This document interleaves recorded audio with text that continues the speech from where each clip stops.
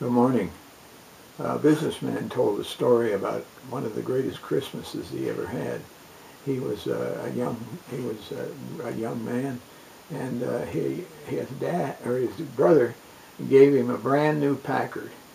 This was back in the days of a car year, and he gave him a brand new Packard, which was an awesome car in that day.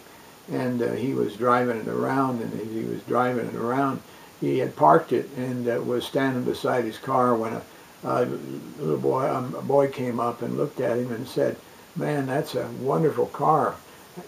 What, did you buy it?" He said, "No, I didn't buy it. It was given to me."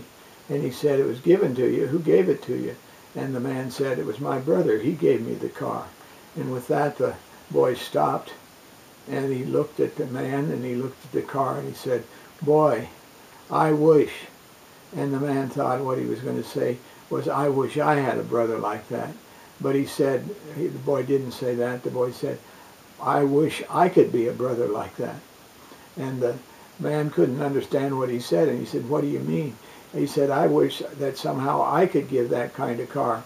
And so he said to the man, or the man said to him, "Do you want to ride?" And he said, "I can't ride in your car. I'm so dirty."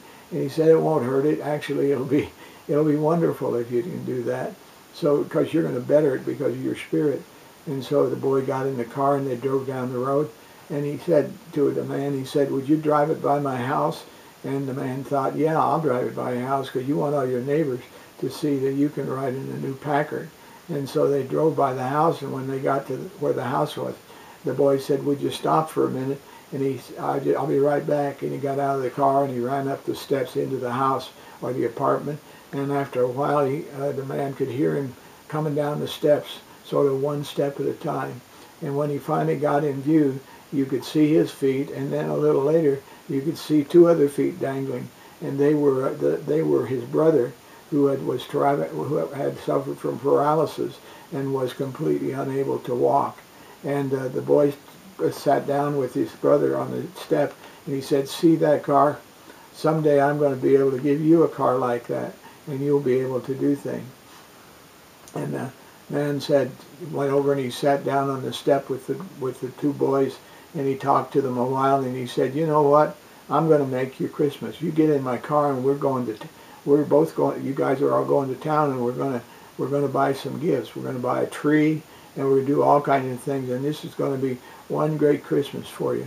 And so he went to town and he bought the gifts and he put them together, and he said it was the grandest Christmas he ever had because he was able to give something to somebody else. But the thing that stayed with him the longest was, "Boy, I wish I could be a brother like that." Wouldn't that be wonderful for all of us? Because we all have those secret desires to do good things for somebody that we love, but we may not be able to do it, not necessarily financially, but emotionally or some other way. But it's wonderful to be able to trust and give and believe that the gift you make can make a difference in somebody's life. And I believe that's what God's going to do with you today as you decide that you can give to your brother.